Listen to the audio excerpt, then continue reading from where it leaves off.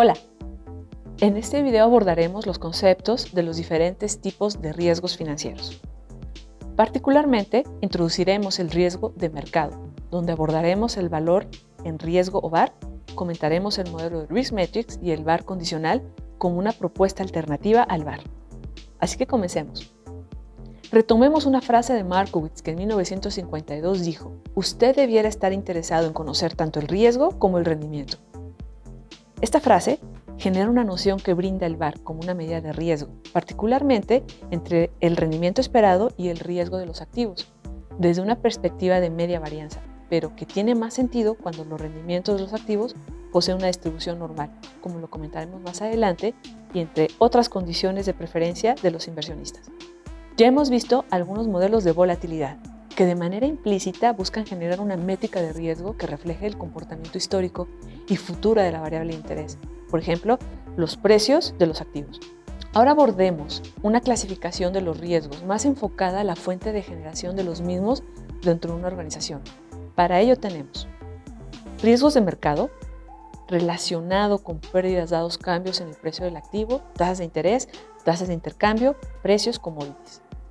Este tipo de riesgo es el más estudiado dada la disponibilidad de información. Riesgo de crédito o de incumplimiento es el relacionado con la posibilidad de que una de las partes de un contrato financiero incurra en mora, de acuerdo al estipulado en el contrato. Y riesgo operacional. Este se enfoca a estudiar el riesgo de pérdidas resultantes de procesos internos a la compañía inadecuados, sistemas y personas o eventos externos.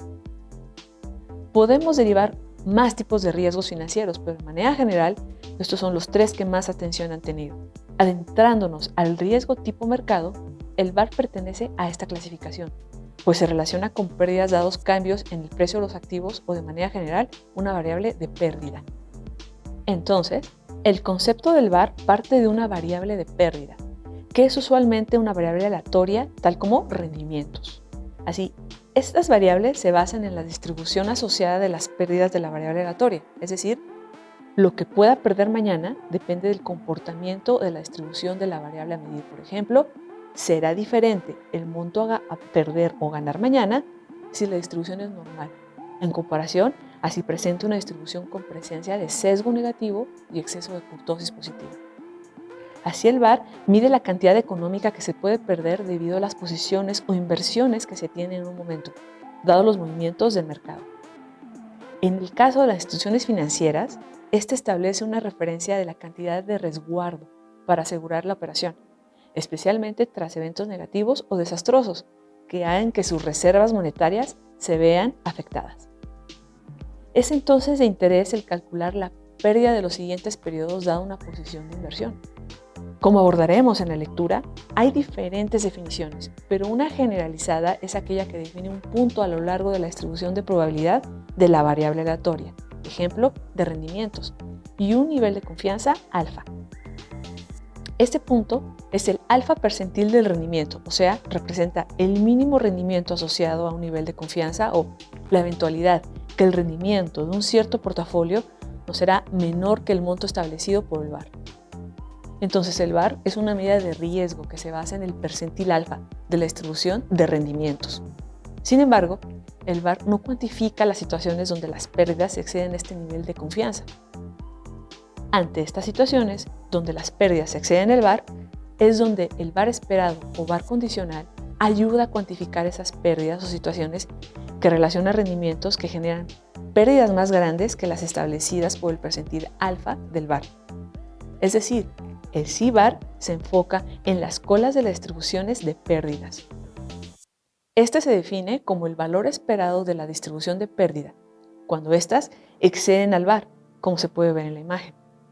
Como ves, en esta imagen, cuando las distribuciones de las colas no son normales, por ejemplo leptocúrticas o con exceso de kurtosis positiva, hay más concentración de pérdidas, donde el C-VaR mejoraría captar esas pérdidas esperadas. Ahora, las metodologías para determinar el VaR se pueden resumir en dos grupos: los modelos de exposición del riesgo y aquellos que se enfocan a las distribuciones de los factores de riesgo, o también llamados modelos de exposición y modelos de factores, respectivamente. En el primer grupo tenemos los modelos basados en la matriz de varianza-covarianza y los de simulación Monte Carlo o ambos. Los primeros se enfocan en valorar el portafolio una vez en la posición inicial con sus precios y asumen distribuciones normales. El segundo emplea un proceso de revaloración del portafolio bajo diferentes escenarios de simulación. En el enfoque de modelo de factores están enfoques paramétricos, como la distribución normal, y no paramétricos, que se basan en datos históricos para los cálculos, como veremos en la lectura complementaria. El método del VAR, Risk Matrix, es una aplicación de los métodos anteriores. Este supone que los rendimientos siguen una distribución condicional normal, pero poseen presencia de varianzas heteroscedásticas, satisfaciendo un proceso tipo IGARCH 1.1, sin deriva. Por otra parte, es importante también mencionar las propiedades de las medidas de riesgo. Consideremos que ya hemos planteado la variable aleatoria de pérdida, que es función del comportamiento de las series financieras, tales como los precios o más usualmente los rendimientos. Consideremos que nos interesa determinar el VAR a un día para una composición de portafolio. Como verás en la lectura, de las 4 condiciones que hacen las medidas de riesgo coherentes, es decir, medidas robustas, confiables y válidas, que son las condiciones de monotonicidad, homogeneidad positiva, subaditividad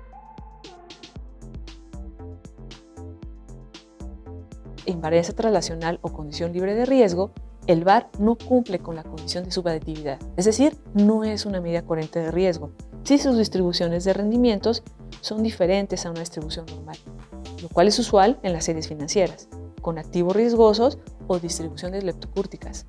Sin embargo, el CVAR sí es una medida coherente que ha probado ser más robusta para capturar las pérdidas que exceden al VAR.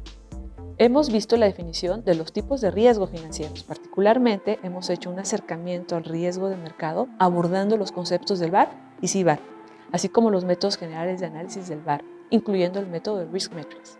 Hemos comentado las diferencias conceptuales que hacen al CVAR una opción ante la falta de cumplimiento de la propiedad de subaditividad cuando los rendimientos de los activos no se comportan normalmente. A continuación, veremos con más detalle estos temas en una lectura complementaria y en un ejercicio práctico. Así que avancemos.